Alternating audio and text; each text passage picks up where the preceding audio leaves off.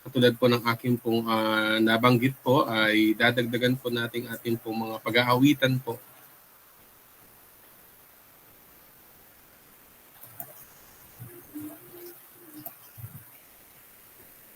Awitin po natin ang matamis na kapayapaan.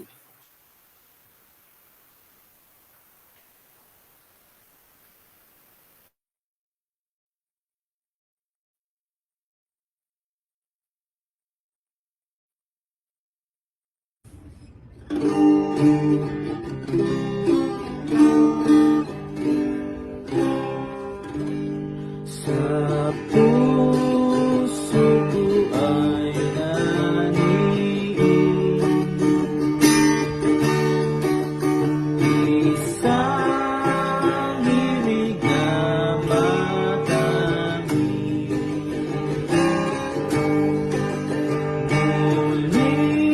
Muli kong inawit ang kapayapang langit.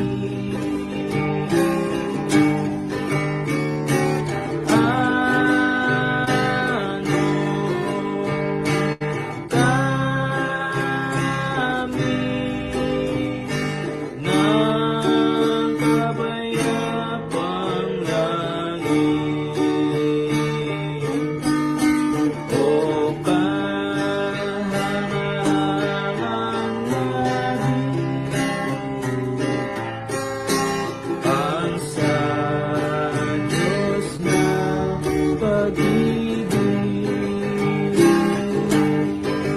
sa krus kay Jesus kinamtan ang aking kapayapaan. Ang utang ko'y binayaran ng kanyang kamatayan.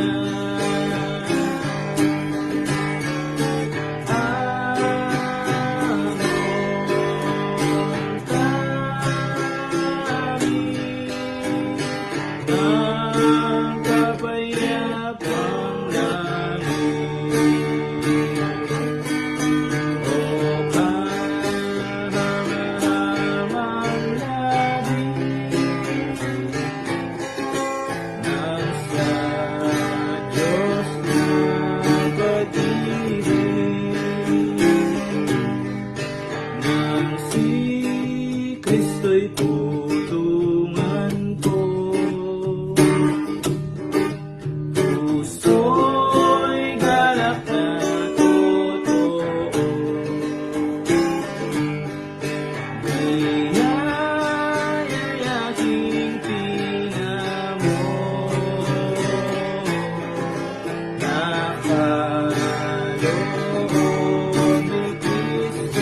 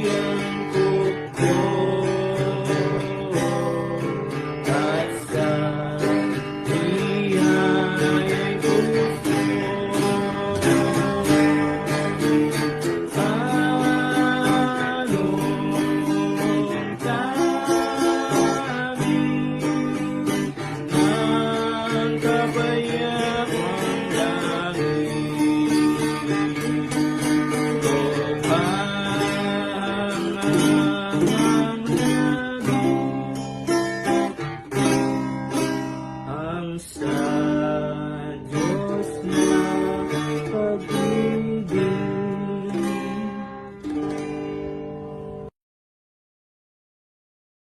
Purihin po ang Diyos sa atin pong inawit. Tunay po na mayroon po tayong matamis po na kapayapaan sa lahat po ng sumampalataya, tumanggap kay Jesus bilang Panginoon natin at sariling tagapagligtas. At magpapatuloy po tayo sa pag-aawitan. Ngayon po, awitin po natin, Ako ay iyo, O Panginoon.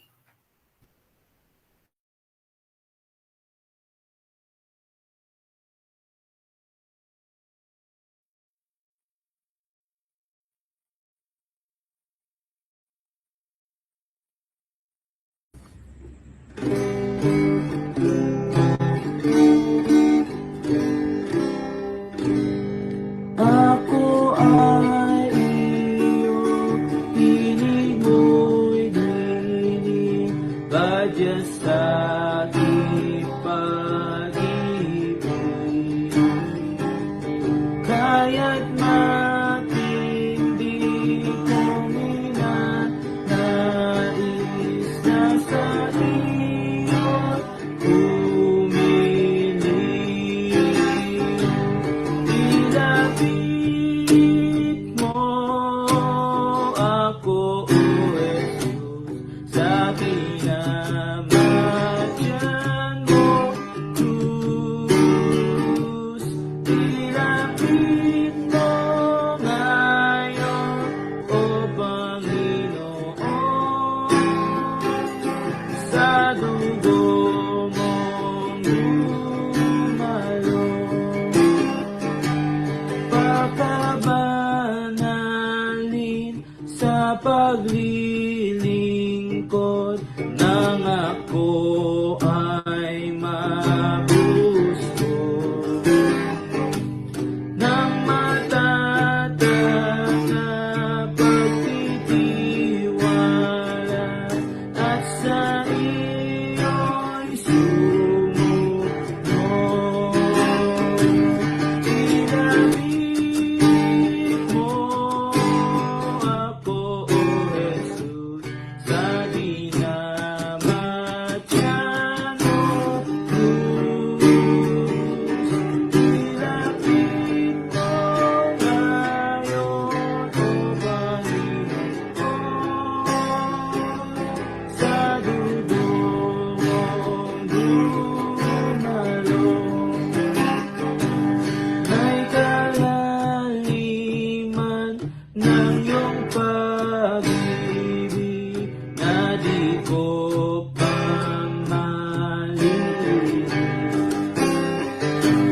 Ngunit ang ilog ay kung natawid sa kapong magbabati.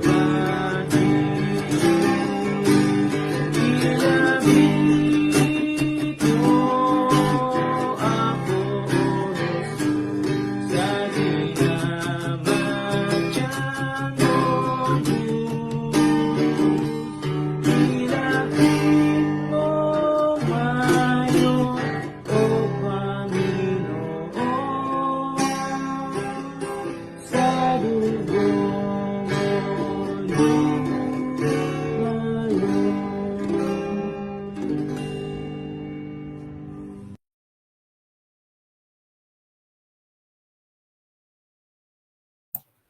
Purihin po muli ang Diyos sa mga inawit po natin bilang ating pong papuring pag-aawitan.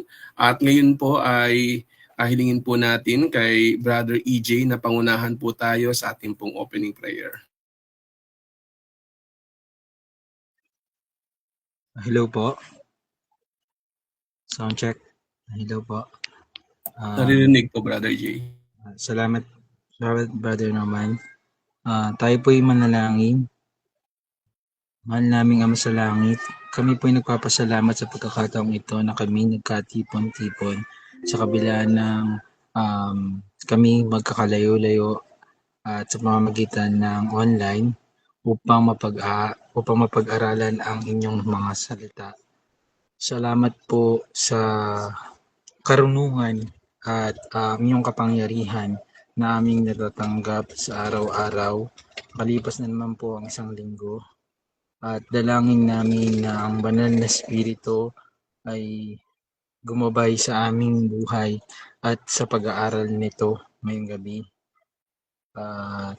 Bigyan niyo po ng talino at buksan ang puso't isipan na kami makapakinig ng maayos ng walang aberya, lalo po sa mga connections. At gabayan niyo po ang aming tagapagturo sa mabuting balita. Um, um, um, kung ano man po yung mga pagsubok na aming nararamdaman, yung pag-overthink namin, patuloy nyo lang pong i-remind na mayroon pong Diyos na nakaplano nasa bawat isa. At maraming salamat po at patuloy mo po kaming ginagabayan sa araw-araw sa pamumuhay upang kami makapagbigay lugod ng inyong sa inyong pagpupuri. Ang lahat ng ito ay aming dinadalangin sa matamis na pangalan ng iyong anak na si Jesus, na aming tagapagligtas. Amen.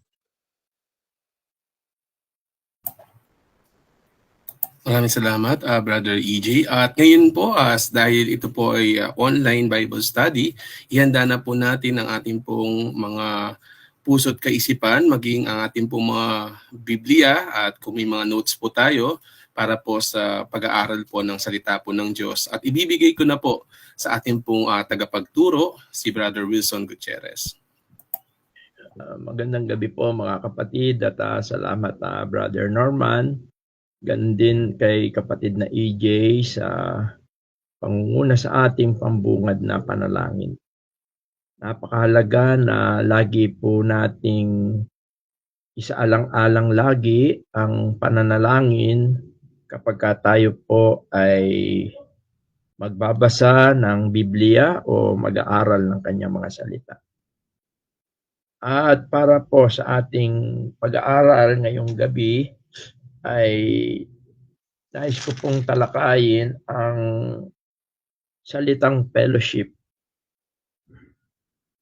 Bagamat naging pangunahin na pagtitipon ng mga unang Kristiyano ang fellowship o yung pagsasama-sama. Ang sabi po dito sa Gawa, Kapitulo 2, talatang 42. At sila'y nagsipanatiling matibay sa turo ng mga apostol at sa pagsasama-sama, sa pagpuputol-putol ng tinapay at sa mga pananalangin.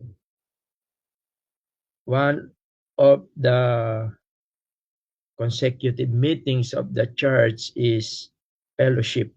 Kasi sa English po, yung salitang pagsasama-sama ay ginamit na salita ay fellowship. And they continued steadfastly in the apostles' doctrine and fellowship and in breaking of bread and in prayer. Kaya ngayong gabi po, sa tulong po ng kanyang mga salita at ng Panginoon po sa atin, ay atin pong tatalakayin yung salitang fellowship. Pero bago po yan, ay muli po tayong manalangin. Ama, salamat po sa oras na muli mo pong ipinagkaloob po sa amin.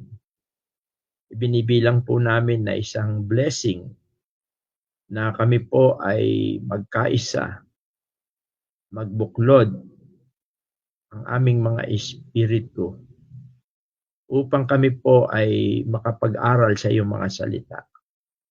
Sa kabila po ng kami ay physically ay magkakalayo. Kaya ang aming pong panalangin naway pagpalain mo ang gabi pong ito. Pagpalain mo po ang bawat kapatiran, ang bawat tahanan. At tulungan mo po kami na lubos naming makita ang mga katotohanan ng iyong mga salita. Lalo na po sa paksa ng fellowship. Nang sa ganun po ito ay maranasan po namin bilang isang local church sa Valenzuela Christian Church. Ikaw po ang siyang inaasahan namin na mangunguna po sa amin sa kapangyarihan ng iyong Santong Espiritu. Ang lahat po ng ito, O Diyos, ay amin pong samot dalangin sa makapangyarihang pangalan po ng iyong bugtong na anak na si Jesus. Amen. Katulad po ng aking nabanggit, no? Napakalaga po na atin pong mapag-aralan din yung salitang fellowship, sapagkat sa panahon po natin ay na-abuse din po yung salitang fellowship. Minsan may mga nakikita akong mga malalaking banner na nakalagay is coffee fellowship. At tila para pong na-abuse yung salitang fellowship. Ano po ba talaga ang biblical definition at ano po ang fellowship na sinasabi ng Biblia? Katulad po ng ating nabasa na bahagi ng tinatawag na consecutive meetings of the church ay yung fellowship. Ang salita pong fellowship sa Greek word ay ginamit po yung salitang koinonia. Ang ibig pong sabihin, to have in common. Yung pong mayroong taglay na pagkapantay-pantay o sabihin nating pagkapare-parehas. Yung salitang to have, mayroon, in common, yung parehas.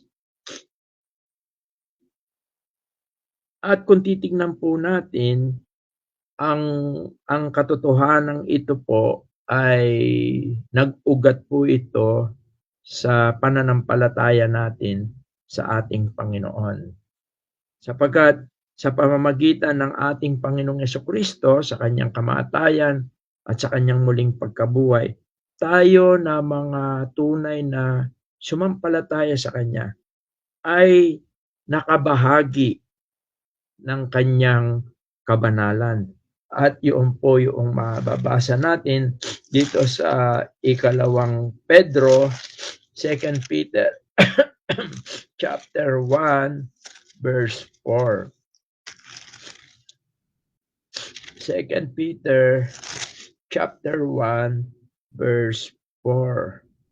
Ang sabi po rito na dahil dito ay ipinagkaloob niya sa atin ang kanyang mahalaga at napakadakilang pangako, upang sa pamamagitan ng mga ito ay makabahagi kayo sa kabanalang mula sa Diyos, yamang nakatanan sa kabulukang nasa sanglibutan dahil sa masamang pita.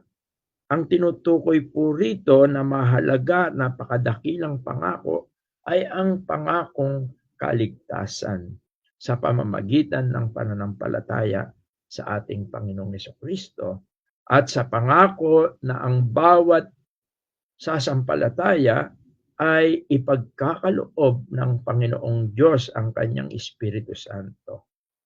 At ang salita na ginamit dito sa English, yung salitang makakabahagi kayo sa kabanalan, ginamit po yung salitang partakers of the divine nature. Ang sabi po sa verse 4 ng 2 Peter chapter 1, whereby are given unto us exceeding great and precious promises, that by this you might be partakers of the divine nature.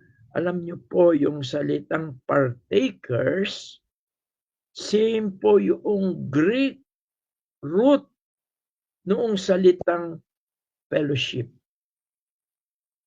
Kaya ang tinutukoy na mayroon tayong taglay na iisa, yun ay yung divine nature. Tandaan natin, Bilang makasalanan, wala tayong bahagi sa Panginoon Diyos, sa kanyang kabanalan dahil tayo ay makasalanan. Subalit sa awa at biyaya ng Diyos sa atin ay ipinagkaloob niya ang kanyang bugtong na anak na si Jesus, na siyang naghirap, namatay sa krus, inilibing at muling nabuhay, ang mensahe ng magandang balita ng Ebanghelyo. Ang bawat tunay na nanalig, sumampalataya at tumanggap kay Jesus ay napakaliwanag na siya ay binigyan ng bahagi, yung tinatawag na divine nature. Kaya mayroon tayong taglay. Kaya ang salitang fellowship ay para lamang sa mga tunay na mga sumasampalataya. At dito sa unang 1, Kapitulo 1, talatang 3, ginamit yung salitang fellowship. Ang sabi dito sa 1 John chapter 1 verse 3, sabi ni Juan sa kanyang sulat, yaong aming nakita at narinig ay siya ring naming ibinabalita sa inyo upang kayo naman ay magkaroon ng pakikisama sa amin. Oo, at tayo ay may pakikisama sa Ama at sa kanyang anak na si Jesucristo. Sa English ay ginamit yung sa salitang pakikisama, yung salitang fellowship. Sabi niya, that which we have seen, yung kanila raw, ang sinasabi ni Juan, yung kanilang nakita, at ang tinutukoy dito ay ang ating Panginoong Jesucristo. Sabi niya, and heard, yung mga katuruan na nagmula sa Panginoon, ang salita ng Panginoon. Sabi niya, and heard, declare we unto you. Amin siyang ibinabalita sa inyo. Sineshare nila, ipinangangaral nila ang mensahe ng magandang balita, ang mensahe tungkol sa ating Panginoong Jesucristo, ang kanyang kamatayan at ang kanyang muling pagkabuhay. Bakit? Nang sa ganon, sa oras na tayo ay sumampalataya, ang sabi niya, that you also may have fellowship with us. Ang tinutukoy niya sa kanilang mga alagad, silang mga apostol, silang mga unang mga mananampalataya, ay magkakaroon daw tayo ng pakikisama sa kanila. Magkakaroon tayo ng wanting in common sa kanila. At hindi lang yon. Ang sabi niya, and truly, our fellowship is with the Father and with His Son, Jesus.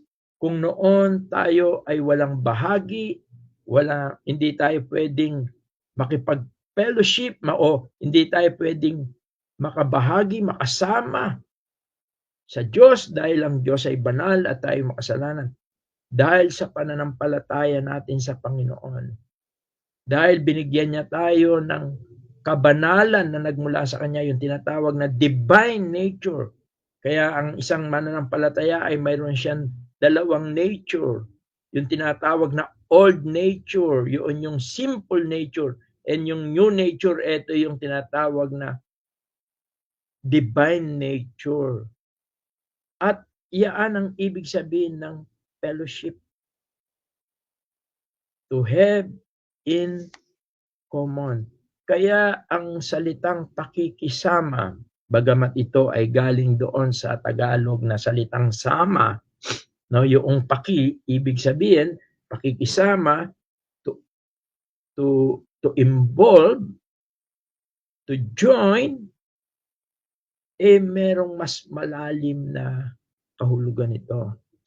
Hindi lamang tumutukoy ito sa kahalagahan ng iyong presensya sa pakikisama sa mga kapatiran, sa mga tunay na mananampalataya.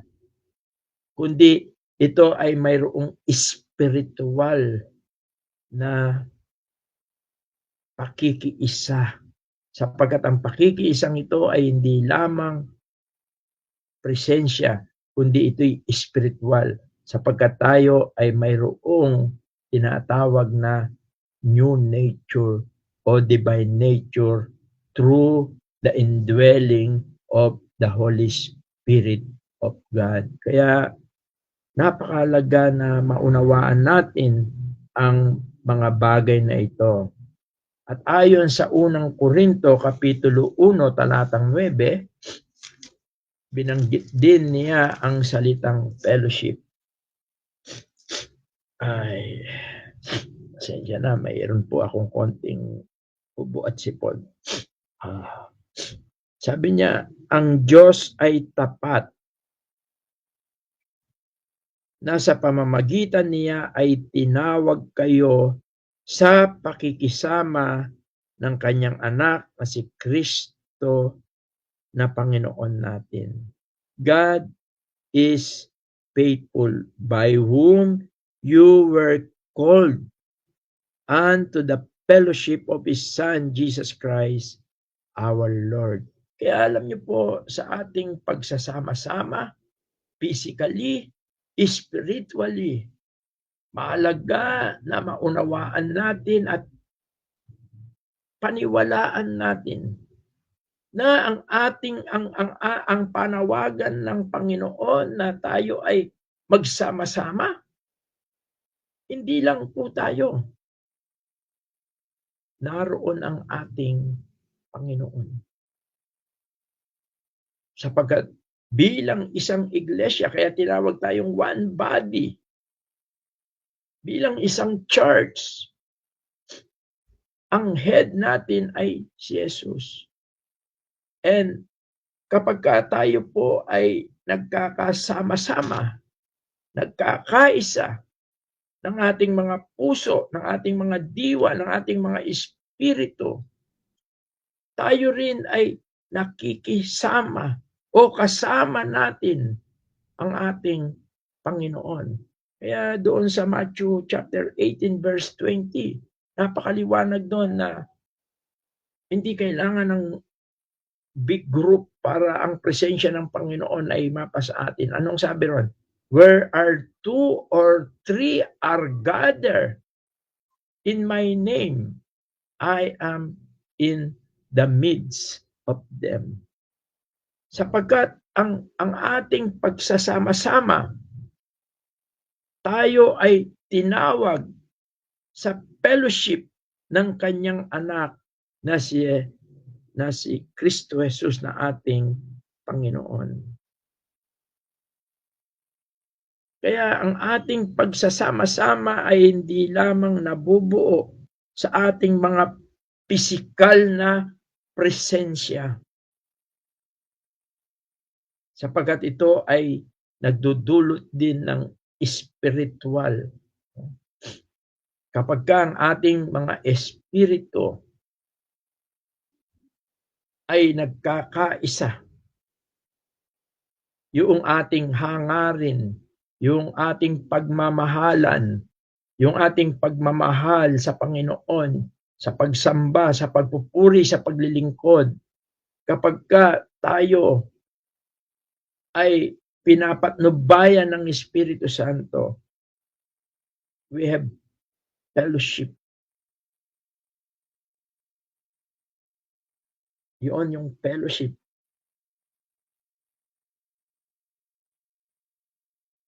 Kaya mahalaga na makita natin ang katotohanan ito. Kaya napakahalaga na para tayo ay makabahagi, makasama, makisama, napakahalaga ng ating pamumuhay sapagkat ang tunay na pakikisama o fellowship ay yung tayo ay namumuhay sa liwanag tulad ng sa ating Panginoon. Kaya kung babalikan natin yung 1 John, unang 1, Kapitulo 1, talatang 7, ang sabi niya, ngunit kung tayo'y nagsisilakad sa liwanag, na gaya niyang nasa liwanag, ay may pakikisama tayo sa isa't isa. At nililinis tayo ng dugo ni Jesus na kanyang anak sa lahat ng kasalanan. Pansinin natin. Kaya hindi matatawag na fellowship yung one thing in common. Yung meron tayong taglay na tinataglay ng Diyos ang kanyang kabanalan na ipinagkaloob niya sa atin nang tayo'y kanyang hugasan ng dugo ng ating Panginoon. At patuloy niya tayong hinuhugasan, patuloy niya tayong binabago upang tayo ay mamuhay sa liwanag. Ang ibig sabihin, mamuhay tulad ng sa Panginoon. Tayo ay mayroong pakikisama sa isa't isa. At yun ang tunay na diwa ng fellowship. Pagka tayo ay nagsisikap sa tulong at patnubay ng Espiritu Santo na mamuhay sa liwanag. Kasi sabi niya, verse 6, kung sinasabi nating tayo'y may pakikisama sa Kanya at nagsisilakad tayo sa kadiliman, ay nangagbubulaan tayo at hindi tayo nagsisigawa ng katotohanan. To live a holy living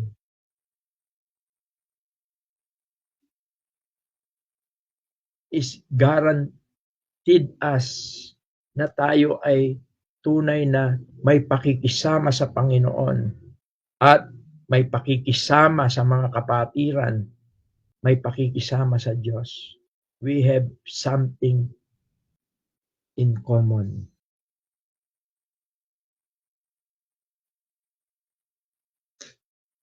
Kaya may magandang halimbawa nung si Apostol Pablo. Alam natin si Apostol Pablo, nung una siya ay mamumusong, siya ay persecutor, siya ay hindi namumuhay ayon sa turo ng Panginoon. Pero nang siya ay maging Kristiyano doon sa daan ng Damasco at tinaglay niya yung kabanalan na ibinigay sa kanya ng Panginoong Diyos, at nang makita ito, nung makita ito ng mga kapwa apostol niya, anong sabi sa Galatia 2:9? Ibinigay nila ang kanilang pakikisama kay Apostol Pablo o yung fellowship. Ang sabi rito sa Galatia Kapitulo 2, talatang 9, at nang makita nila ang biyayang sa akin ay ipinagkaloob ang mga kanang kamay ng pakikisama ay ibinigay sa akin at kay Bernabe, ni Santiago at ni Cephas at ni Juan. Ito po yung mga apostol, no? James, Peter, and John. Sila na mga inaring haligi upang kami ay magsiparoon sa mga hintil at sila'y sa pagtutuli. Yung pagtanggap, yung pakikisama, yung pamumuhay po natin ay napakaalaga para maranasan natin yung tinatawag na fellowship.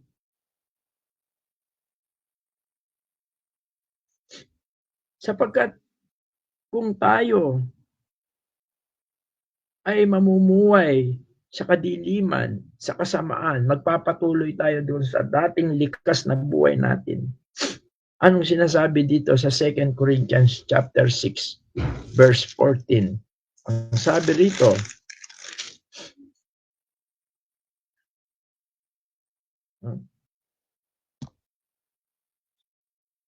sabi niya,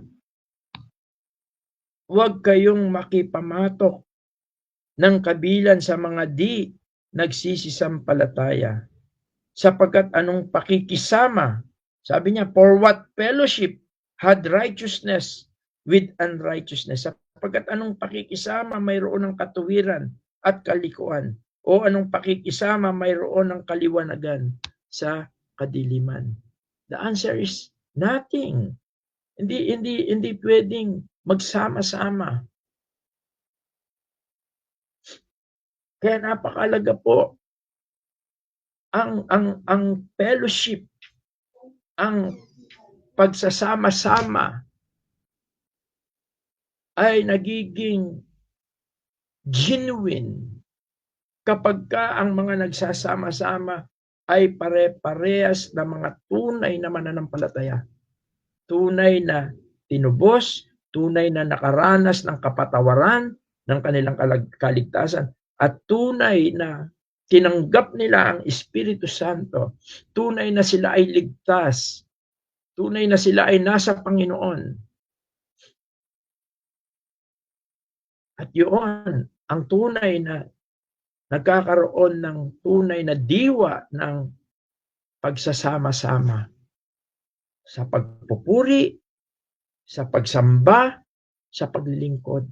Mayroong iisa, kaya nga yun yung napakalaga sa fellowship, yung something in common. At sabi nga sa Efeso kapitulo 4, sabi niya, verse 3, pagsakitan ninyong ingatan ang pakikipag-isa sa Espiritu sa tali ng kapayapaan. May isang katawan, yun yung church, at isang Espiritu, gaya naman ng pagkatawag sa inyo sa isang pag-asa, yun yung pag-asa natin na tayo dadalhin doon sa langit, na pagtawag sa inyo, isang Panginoon, yung ating pinaglilingkuran. Hindi tayo naglilingkod sa tao, kundi naglilingkod tayo sa Panginoon.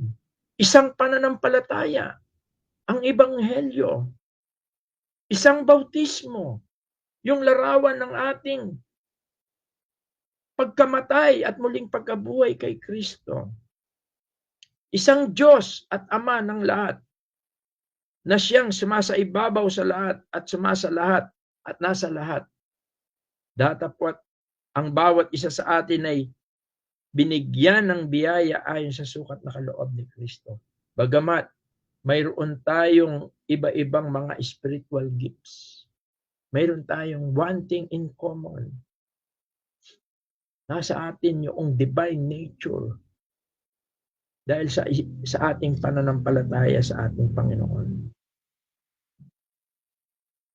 Kaya napakahalaga anong may pakikisama.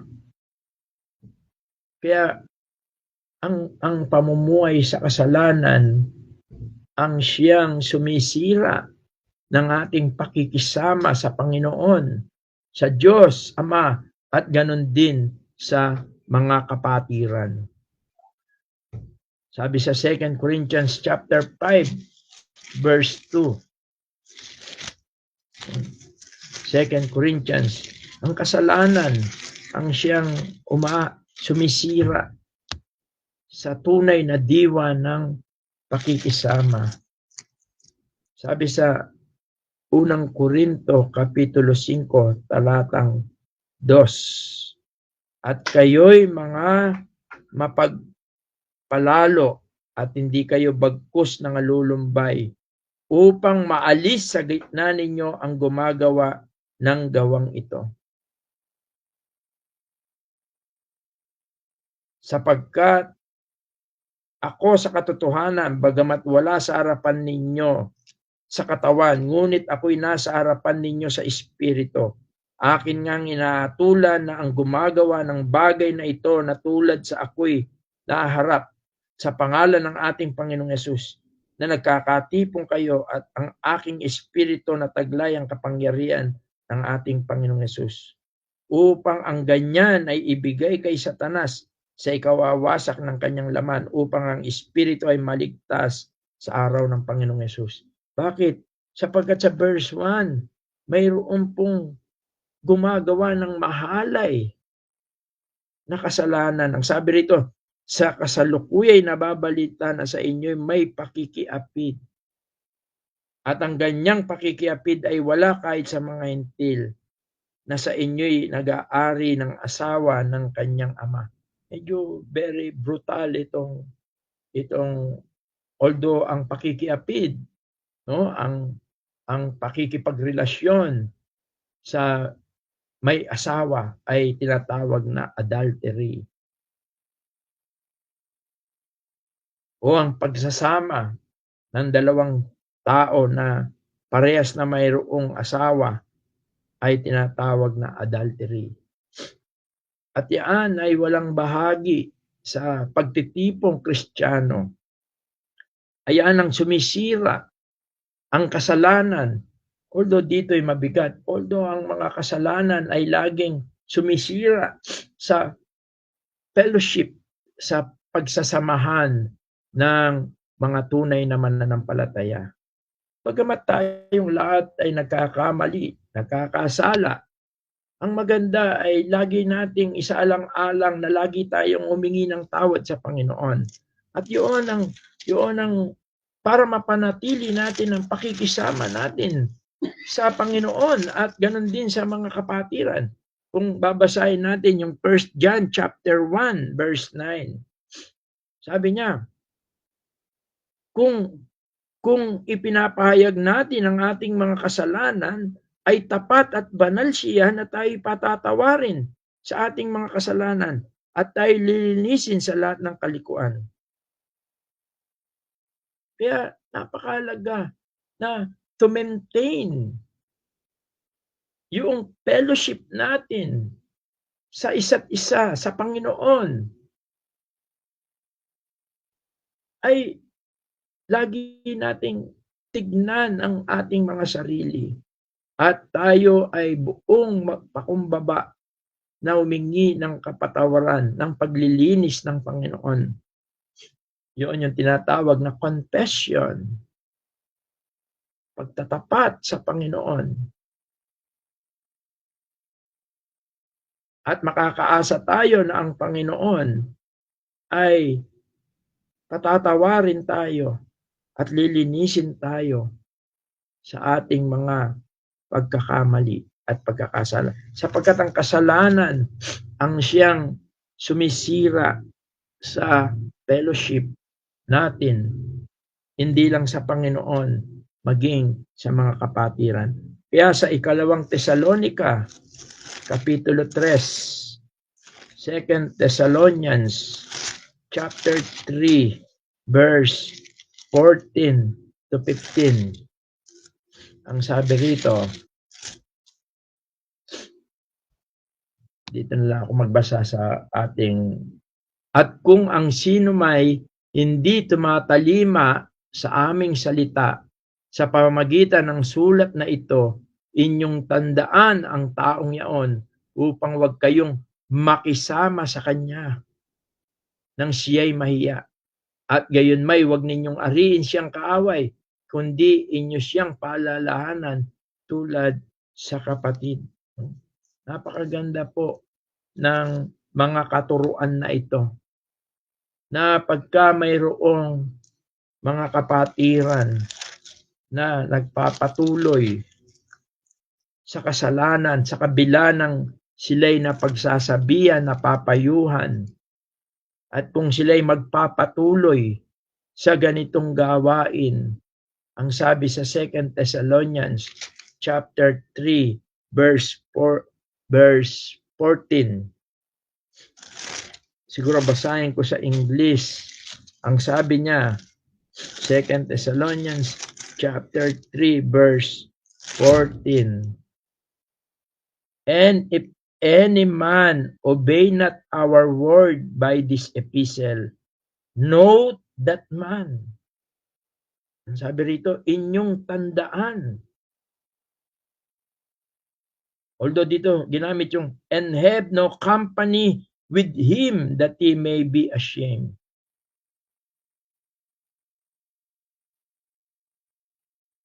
Kaya maganda po hindi natin tinotolerate ang mga kasalanan sa loob ng church. Sapagkat ang kasalanan po ang siyang tunay na sisira sa fellowship natin bilang pagkakapatid. Marahil isang talata pa dito sa 1 John chapter 1. At although nabasa na natin ito, uulitin ko lang yung 5 to 7, sabi niya, at ito ang pasabing aming narinig sa Kanya, at sa inyo'y aming ibinabalita na ang Diyos ay ilaw, at sa Kanya'y walang anumang kadiliman. Kung sinasabi nating tayo'y may pakikisama sa Kanya, at nagsisilakad tayo sa kadiliman, ay nangagbubulaan tayo, at hindi tayo nagsisigawa ng katotohanan. Ngunit kung tayo nagsisilakad sa liwanag, na gaya niyang nasa liwanag, ay may pakikisama tayo sa isa't isa at nililinis tayo ng dugo ni Jesus na Kanyang anak sa lahat ng kasalanan. Kaya mga kapatid, although ang proseso ng buhay natin ay unti-unti tayong nililinis, binabago ng Panginoon, naway matuto tayo na lagi tayong magpasiyasat at lagi tayong humingi ng tawad. Nang sa ganon ay lagi tayong nakakatanggap ng biyayang kapatawaran at paglilinis ng Panginoon. Nang sa ganon ay makapanatili tayo doon sa tunay na katotohanan ng fellowship, yung pakikisama. At sa pakikisama natin sa mga pagtitipon natin na ito, hindi lamang ang presensya natin ang mahalaga, kundi yung spiritual na ibinubunga nito sa ating buhay. Ano po ba ang mga ibinubunga ng tunay na diwa ng ating fellowship? Yung ating pagsasama-sama. Nagkakaroon tayo ng malasakit at pagmamahal sa isa't isa. Yan ang tunay na diwa ng ating pagsasama-sama. Lalong lumalago yung ating pagmamahalan sa isa't isa bilang magkakapatid kay Kristo. Sabi nga sa John chapter 13, verse 34 to 35. John 13 o Ebanghelyo ni San Juan, Kapitulo 13, talatang 34, ang sabi ng ating Panginoon, isang bagong utos ang sa inyo'y ibinibigay ko, na kayo'y mag-ibigan sa isa't isa. Yung salitang one another, yung salitang isa't isa. Ibig sabihin, kailangan natin ng isa't isa. Sapagkat kung tayo magpapatuloy sa kapangyarihan ng Espiritu Santo na siyang nagbubuklod sa atin, nagkakaroon tayo ng pakikisama sa isa't isa. At ang pag-ibig ay lalago tulad ng pag-ibig ng ating Panginoon. Sabi niya, na kung paanong inibig ko kayo, ay mag-ibigan naman kayo sa isa't isa. Sa ganito'y makikilala ng lahat ng mga tao na kayo ay aking mga alagad kung kayo'y may pag-ibig sa isa't isa. To have fellowship in one another. May pakikisama tayo sa isa't isa. Ang tunay na essence ng ating pagsasama-sama is to express yung love and care to one another na bunga ng Espiritu Santo na nananan sa isa't isa sa atin. At ang sabi rito, sa ganito ay nakikilala na tayo ay nasa Panginoon. Tayo yung mga tunay na alagad ng Panginoon. Sinabi din yan dito sa unang 1, Kapitulo 4, talatang 2 o talatang 7 hanggang 8. Ang sabi rito, mga minamahal, mag-ibigan tayo sa isa't isa, sapagkat ang pag-ibig ay sa Diyos. Tingnan po natin ito. Napakaganda po. Mga minamahal, mga ibigan tayo sa isa't isa, sapagat ang pag-ibig ay sa Diyos at ang bawat umiibig ay ipinanganak ng Diyos at nakakakilala sa Diyos. Ang hindi umiibig ay hindi nakakakilala sa Diyos sapagkat ang Diyos ay pag-ibig.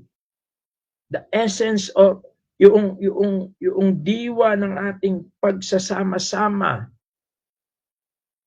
dahil sa taglay nating pare-parehas ang espiritu, nagbubunga ito ng pag-ibig, pagmamalasakit, concern.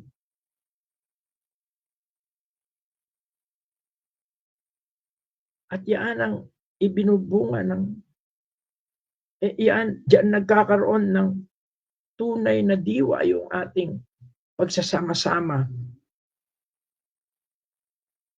At yan ay nagpapatunay na kasama natin ang Panginoon.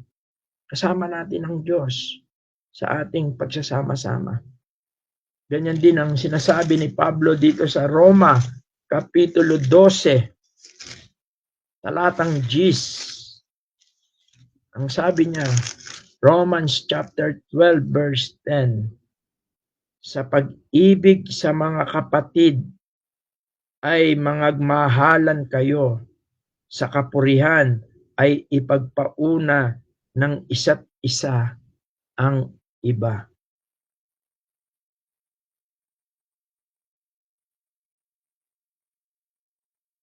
At yan ay siyang tunay na diwa ng fellowship, ng ating pagsasama-sama. At yung tinatawag na mutual support, no? Yung may damdamin tayo na gusto natin na tulungan ng isa't isa sa ating spiritual life. Ang sabi sa Galatians chapter 6 verse 2, yung bear one another burden. Ang sabi rito, bear ye one another's burden, and so fulfill the law of Christ. Mangagdalan kayo ng mga pasanin ng isa't isa at tuparin ninyong gayon ang kautusan ni Kristo.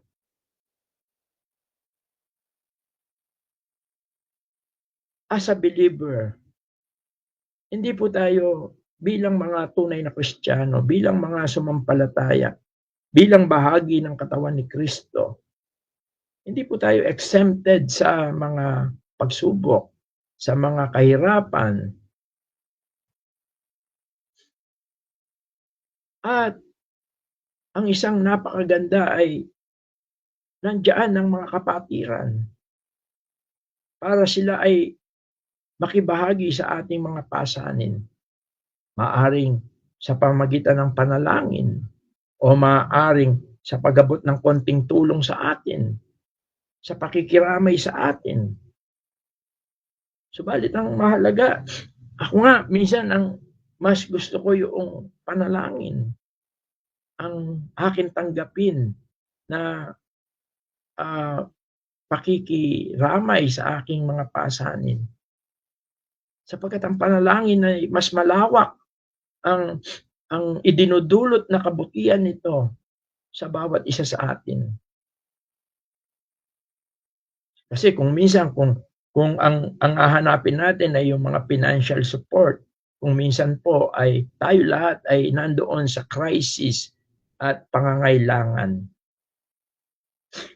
Salamat kung tayo ay nakakaginhawa ng konti at mayroon tayong konting maitutulong para malapatan ng konti yung kabigatan ng ating mga kapatiran. Subalit kung minsan tayo dumarating sa mga same situation dito sa ating buhay, sa kasalukuyan, because yung ating economical problem, pero merong mas maigi tayong may iaambag para makagaan sa mga pasanin. Ito yung pananalangin. Yung pray for one another. Kaya Ako sinisikap ko sa tuwing ako'y manalangin ay mabanggit ang mga kapatiran.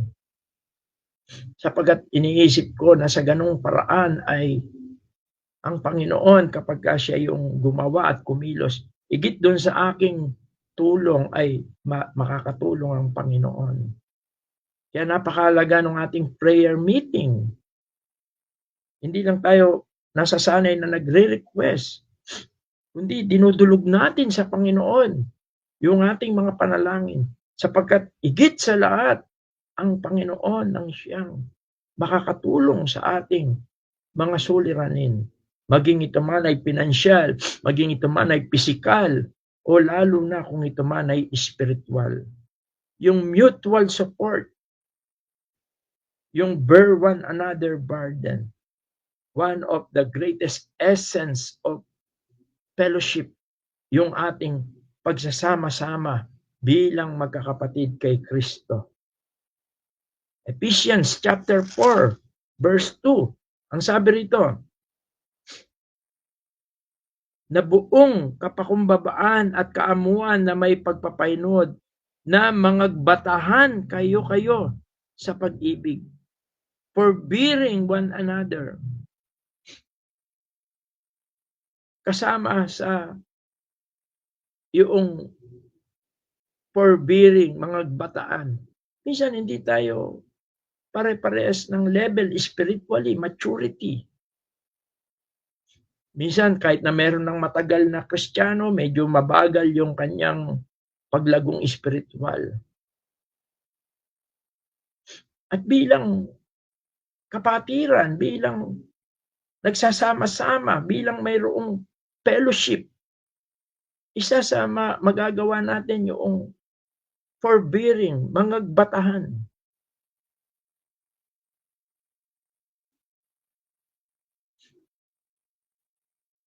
Hindi natin sila kailangan hamakin, kundi bago sila ay dapat nating tulungan. At yan ang tunay na diwa ng fellowship. 1 Thessalonians chapter 5, verse 11. Ang sabi rito, dahil dito kayo'y pangag-aralan at mangagpatibayan sa isa't isa sa inyo, gaya ng inyong ginagawa. Encourage one another. Comfort. Sabi niya, wherefore comfort yourself together and edify one another even as also you do. To comfort. Alam niyo yung mga kapatid na minsan may problema, yun lang siya sabihin natin, sister, brother, pinagpe-pray kita. Malaking bagay na yon. Malaking comfort na yon. Napakahalaga rin ng tinatawag na unity and harmony. Romans 12:16. Sa ating mga pagsasama-sama, yung ating fellowship. No? Although, alam natin na ang kaaway natin ay gumagawa to destroy the unity and harmony. Sabi sa Romans 12, verse 16, datapwat magkagayon man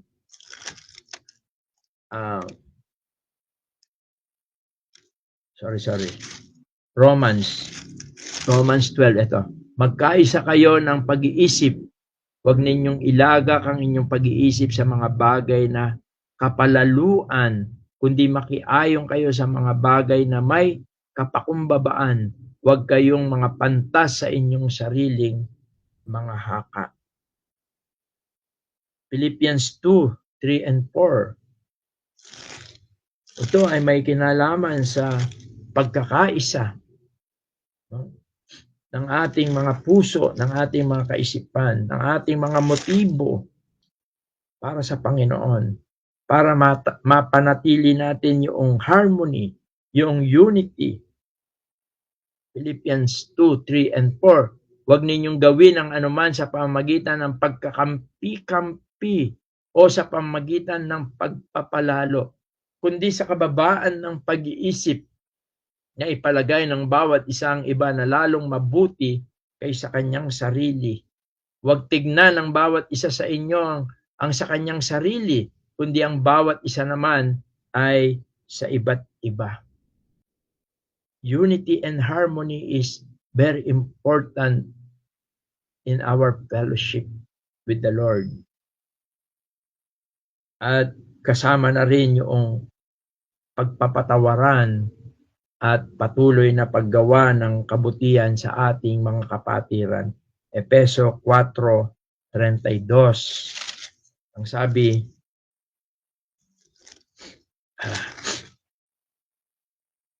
at magmagandang loob kayo sa isa't isa, mga mahabagin, na magpatawaran kayo sa isa't isa, gaya naman ng pagpapatawad sa inyo ng Diyos kay Kristo.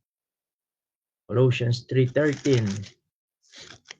Kahit na hindi na po natin i-expound ang mga bagay na ito, ay maliwanag kung ano po ang ibig sabihin ng mga bagay na ito. Mangagtiisan kayo sa isa't isa at mangagpatawaran kayo sa isa't isa. Kung ang sino man ay may sumbong laban sa kanino man, na kung paanong pinatawad kayo ng Panginoon, ay gayon din naman ang inyong gawin. Mga kapatid, napakahalaga ng mga katotohanan ito sa ating pagsasama-sama. Sapagkat sa ating pagsasama-sama, bilang mga Kristiyano, bilang mga pinatawad ng Diyos, bilang isang lokal na iglesia, ibinigay ng Diyos ang kanyang Espiritu Santo sa atin upang tayo ay magkaroon ng tunay na pagsasama-sama.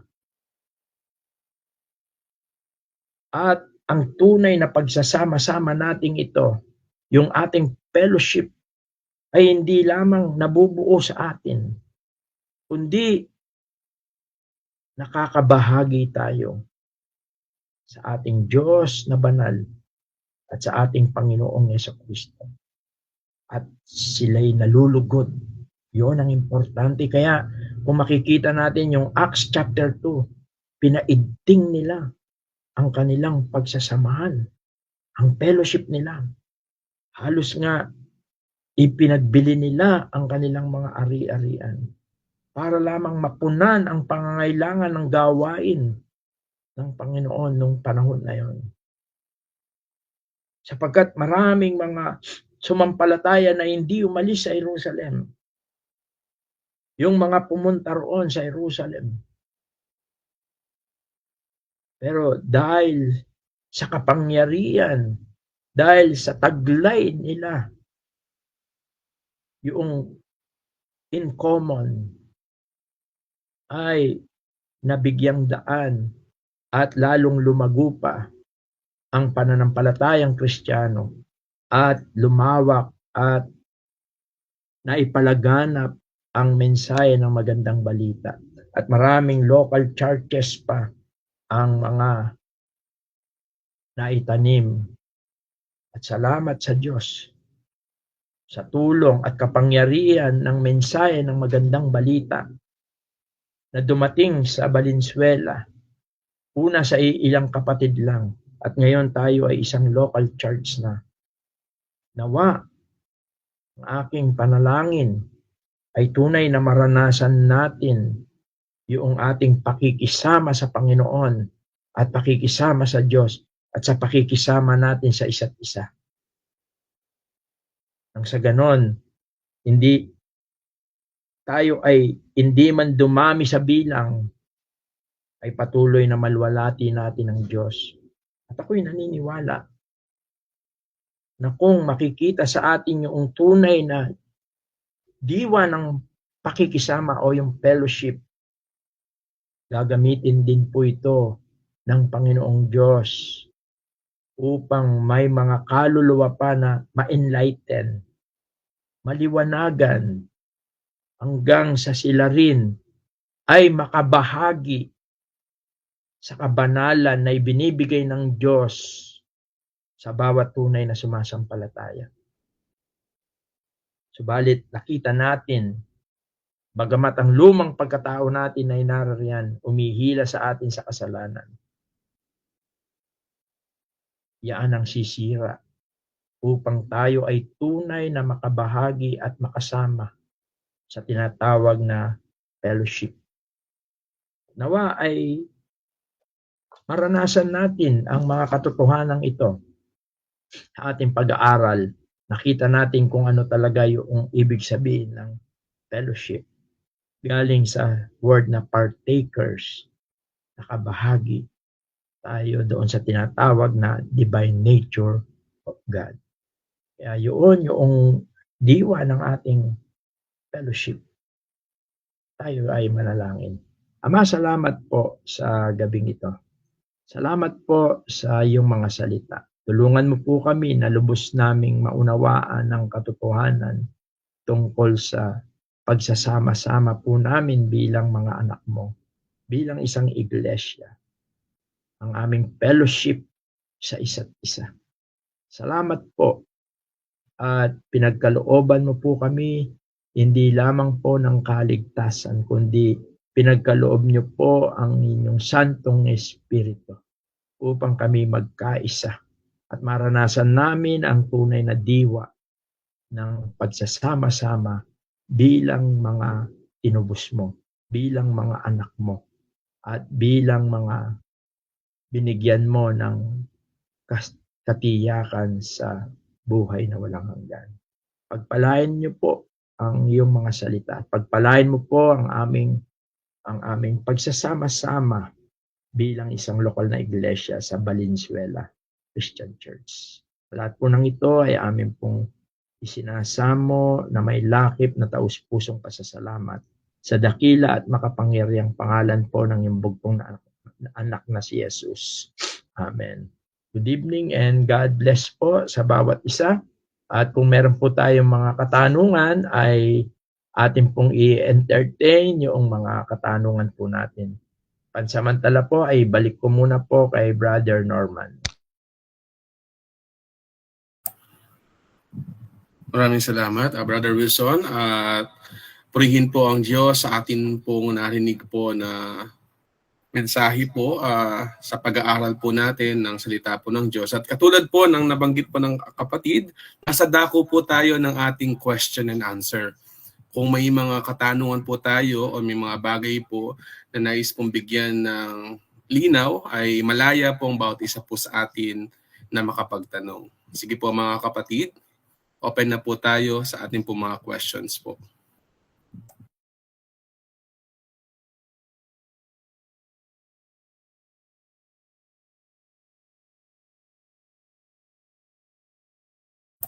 Maganda po, wag po tayong mahiya kung sakaling po may mga katanungan po tayo upang lalo po na maging biyaya at pagpapala po sa atin po ang ating pong napapag-aralan po.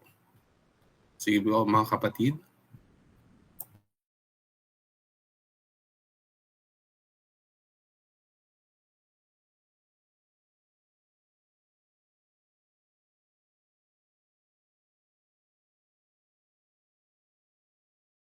May questions po ba tayo?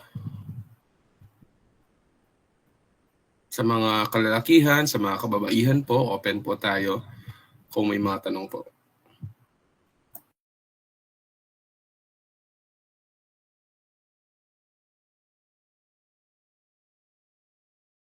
Last call po mga kapatid.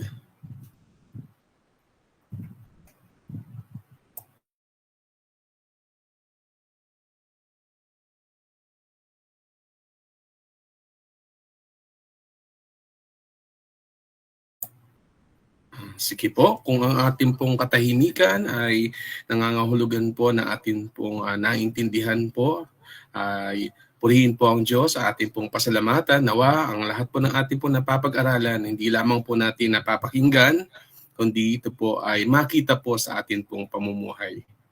At sa ating pong pagwawakas po ay hilingin po natin kay Brother Jim na pagwakasan po tayo sa isang panalangin po.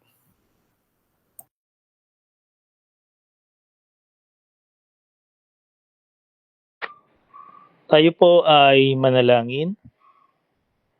Ama namin, na dakila at banal at makapangyarihan sa lahat, patuloy po na pinasasalamatan namin ang patuloy na pagbibigay nyo sa amin ng pagkakataon upang makapag-aral ng iyong mga salita, makapakinig at patuloy na ipinasasalamatan din po namin ang patuloy na pagbibigay nyo ng kapatid na maghahayag ng iyong mga salita. At patuloy po na inihiling din po namin na kayo po ang magpala sa mga kapatid na nagdadala ng iyong mga salita. Kayo po ang magbalik sa kanila ng pagpapala upang patuloy po na sila po ay iyong magamit sa paghahayag ng iyong mga salita. Patuloy dinadalangin din namin ang mga kapatid na wala sa online Bible study na ito na sa kaanumang kadahilanan ay hinihiling po namin na sa susunod na online Bible study ay makasama rin po namin sila sa pakikinig ng iyong mga salita. At patuloy, Ama, na ang pasasalamat din namin sa mga kapatid na nagbigay ng panahon sa pag-aaral na ito. Kayo rin po ang magpala sa kanila at sa kanilang pamilya. At patuloy na ang mga natutunan namin dito ay magamit namin sa aming pang-araw-araw na pamumuhay. Maipakita namin sa isa't isa ang pakikisama sa ating Panginoon at tayo ay at sa ating mga kapatid. Patuloy po na ito ay aming idinadalangin sa pangalan lamang ng iyong bugtong na anak na aming Panginoon Jesucristo. Amen. Thank you, Brother Jim. God bless po sa ating lahat. See you po on Monday. Thank you rin, Brother Norman, Brother Jan. Hello, bro. Hello, Mandy. Good evening. Sister Venus. Good evening. Hello, Sister Eds. Mukhang nasa work pa, Sister Eds. Hello. Ingat. Good evening. Ate Rosita. I see Sister Meds. Hello. Wala pa si kapatid na Rodel. Mama. Hello po. Nasa biyahe pa. Brother Jim, Brother Bye-bye po. Nalilig po si Brother Ridan Hello, Sis Eds. Biglang may lumitaw na gwapo si Daniel ba yan? Daniel. Brother Ridan pala eh. Brother Ridan, good evening. Mukhang Nalate po ako, nalate. Ate Rosita, good evening. Okay, bye-bye. Bye-bye. Thank you po. Thank you po Bye-bye. lahat. Thank you. Hello there. Bye-bye. Okay, Pala natin. kayong lahat. Hi, Mami. Hello. Bye-bye. Bye. Ito si Doktora. Okay, bye-bye. Bye-bye. Bye.